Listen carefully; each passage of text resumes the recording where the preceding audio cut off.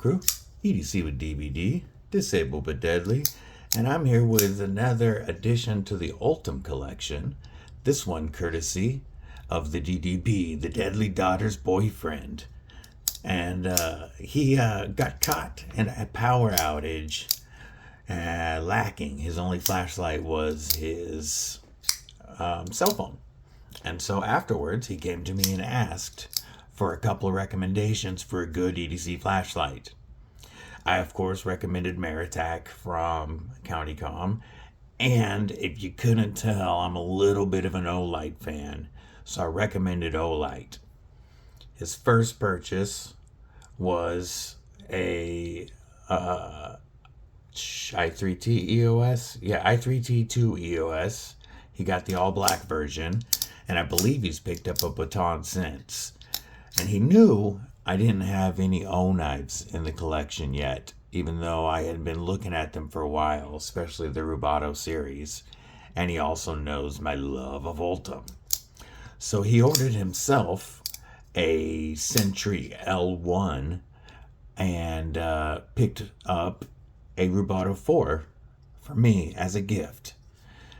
He did not use my affiliate links or codes, however.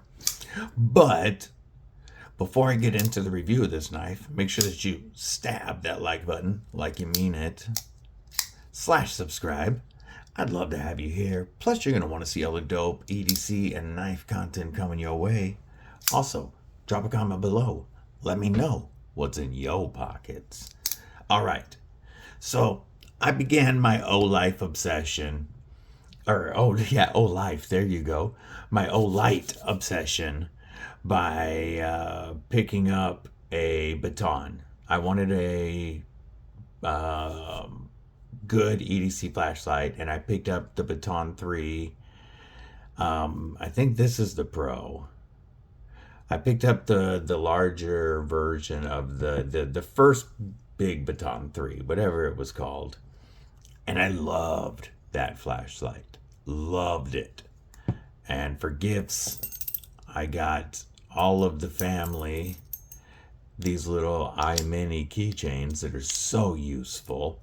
Plus, I gave them to everybody in my club. I gave away a lot of Olights for Christmas that year.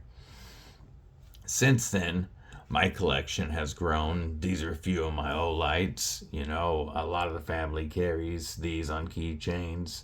The i3 EOSs. I upgraded myself to the Pro Max, and I love this light. And then I started on the Otools when I have this Opry Pro. Has been with me daily for about 2 years now. It has a T6 and a T8 plus a flat and a pivot, or a flat and a pivot, flathead and a Phillips screwdriver. And you've got the driver right there. It holds them very well. I've never had these fall out. You've got the pry bar, the bottle opener, and you've got the whistle, which with my voice and no longer being able to yell, that whistle has come in handy. I got the Otools 2 carabiner, and this is titanium as well. And normally my Harley keys are on there. Plus, of course, an and the iMini. And that's with me, just clipped to my belt loop pretty much all the time. I'm going to clean some of this up so it'll be easier to see the knife. As I put this away, after going from the Olights to the Otools, I, of course, wanted an O-knife. Oh, don't forget the O-Pen Mini, which is in my EDC pouch with me every day. These are always in my pouch, so they're always on me. And they come in handy more often than I expected. Let's get to this knife now. So when you get an O-knife, it's a nice unboxing experience with a 2-stage box. It's really nice. And then a nice case that's really soft inside. The knife is on this side. And O-knives, each of them has either come with a patch or a coin. And the Rubato 4 has this coin with the eagle holding a Rubato and the O knife symbol on the other side. That's a cool coin. So nice pouch, really good quality pouch. You got a spot for patches right there on the front. Oh, this patch came from Olight. They sent it to me on my birthday. I thought that was pretty nice. But, so we get the box out of the way. And we're looking at the O-Knife, the Rubato 4 comes in G10, carbon fiber, or PEI, which is Ultem. And the Rubato series previously, up till now, and as far as I know, the rest of the O-Knives have all been OEM'd by Kaiser. I believe this one is still OEM'd by Kaiser. However, I can't say that for sure. It's no longer rocking the clutch lock. It's not an adjustable spring, unfortunately. But it is, however, tuned exceptionally well. So we're looking at a handle length of 4.05 inches or 129 millimeters and a weight with the Ultem of 2.82 ounces or 80 grams. We've got an overall length of 7.09 inches, so right in that nice EDC sweet spot. And that 180.2 millimeters. We've got a blade length of 3.04 inches or 77.3 millimeters. And we are looking at S35VN at 60 to 62 HRC. So they're not running that low 59 to 61 HRC that you see often. So I really am impressed with the fact that I know it's only a couple of numbers, but that's exponential hardness difference on the Rockwell scale. So it says that you get a cleaning cloth as well, and I can't remember honestly if there was a cleaning cloth when I opened this, and I cannot find an O-Knife cleaning cloth anywhere. So I don't think I got a cloth, but I did get the coin and the nice pouch. And this is running on a crossbar lock. Again, I can't call it a clutch lock now. And thumb stud action, which is great for the thumb flick or the reverse flick. It just is tuned very well. It's not as stiff of a spring as I normally like, but as soon as I pull it back, it goes away. It's fantastic springs. I love being able to see through Ultem scales, and this Ultem is done really nicely. It has a micro texture, a micro milled texture that is not all that visible, but I don't know if I can get it. It's a diagonally milled pattern. It does help with the grip, but the way that the handle is built, I lock in well anyway. I'm going to give you a few size comparisons. Let's start with the initial Rubato was pretty much I had it right here. Where did my drop bear go? The initial Rubato was pretty much a drop bear with a sheepfoot blade. And as you can see, we're looking at, if we go pivot to pivot, this exact same size as a drop bear, except you have 0.05 inches more, pushing it over the 3-inch mark. This is 2.99, I believe, to keep under the 3-inch limit.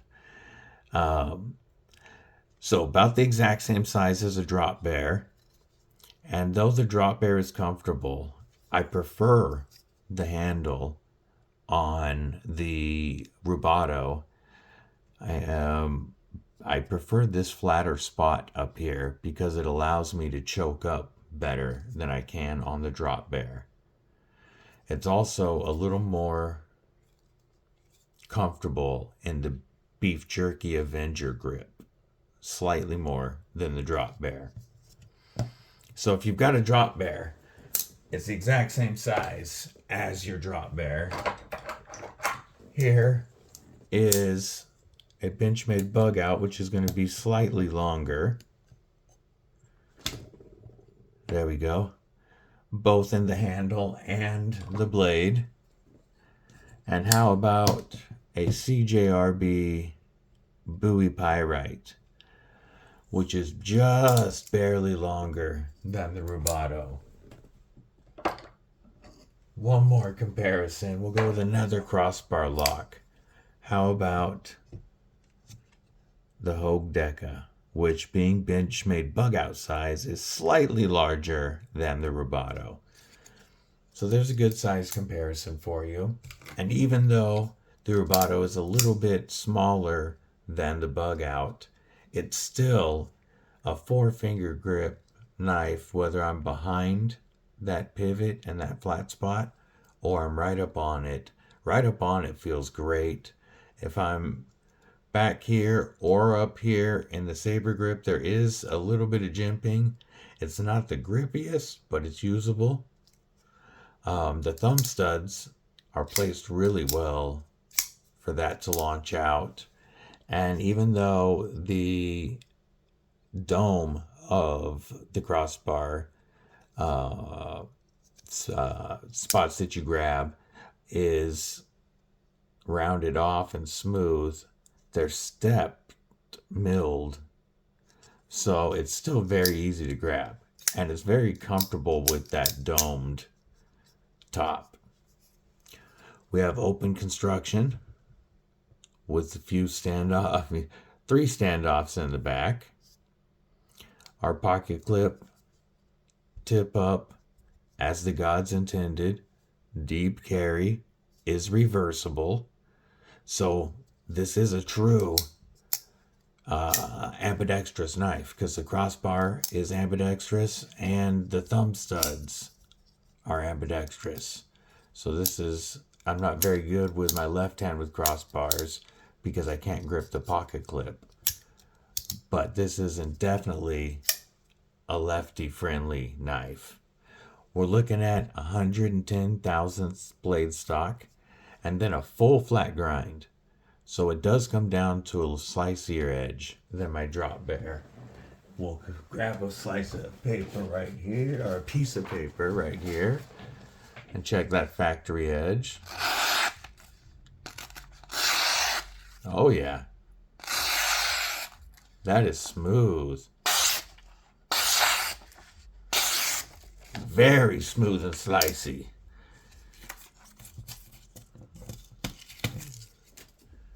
The edge from the factory, get that out of the way,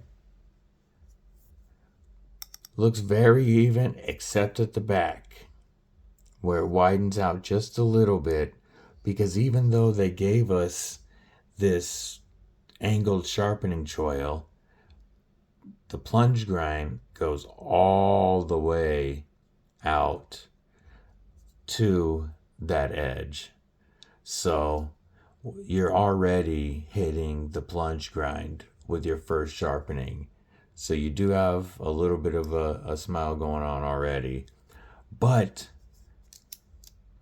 the way this lands in the closed position, you could easily cut in your own sharpening choil. So you've got a blade that is very slicey and sharp, but you're probably going to want to cut in your own sharpening choil, especially if you hate the look of a smile and you don't want to see this widening up back here. If I was going to have, give you any negatives about it, it would be that sharpening choil and the fact that we're looking at T6s everywhere except for that pivot, which does not look like a captive pivot. I haven't taken this apart yet. So it could be that you still only need one tool to take it apart, but you might need two T8s to take that pivot apart. If so, I would list that as a negative because I'm not a fan of non-captive pivots, even though it's not a huge deal. It's not a deal breaker, for sure. And where we've got, I would list the T6s as a negative just because they strip a little easier than a T8 does. And then that sharpening choil. Other than that, the edges are smoothed off nicely. These liners are skeletonized quite a bit to get us under 3 ounces. So, this definitely would be considered a lightweight knife. The pocket clip goes in and out of the pocket very well. Oh, okay. And this is going to... so, let me give them props first for taking the huge billboarding that Oknife used to have off of the blade. The blade looks so much better with this. I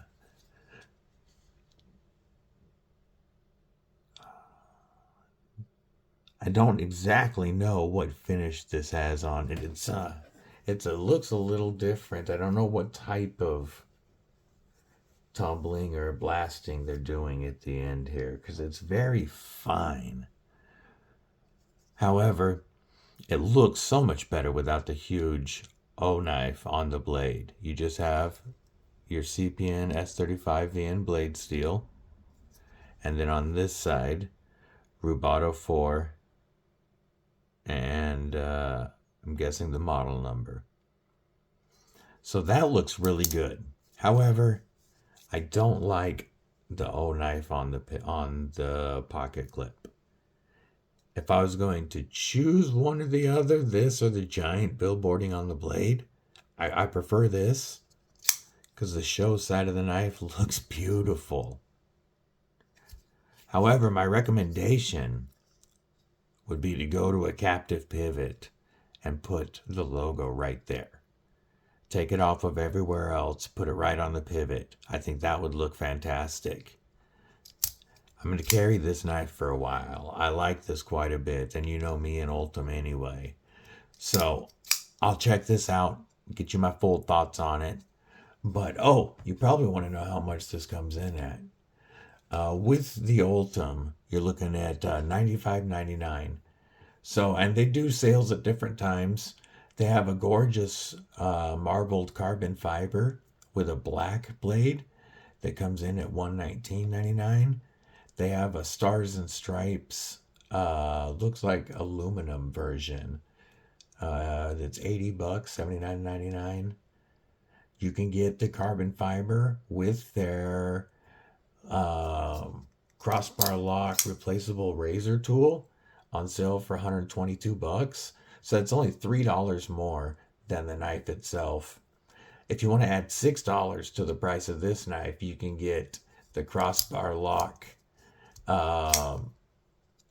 utility blade U1 tool, but in the donut and sprinkles finish, or you can get a Stars and Stripes combo with the Rubato 4 and the tool. I don't have that tool to show you. With the Stars and Stripes finish for $87.48. So for just a few dollars more than the base price on whichever model you choose, you can upgrade to and include their U1 tool. But that pricing probably only goes through the 20th today, actually. It might be until 9/25. And you get an anniversary coin, but that 30% off sale is going to end soon. So I would take advantage of that 30% off sale. Because this knife with the S35VN and Ultem, that slicey thin stock and the lightweight is definitely worth that price. And I would upgrade and get the little U1 tool with sprinkles. Anyway, this is a long enough video. Let me know what you think. Don't forget to stab that like button. And if you haven't already, please hit subscribe. Let me know what you're carrying. Stay safe, stay frosty, stay deadly.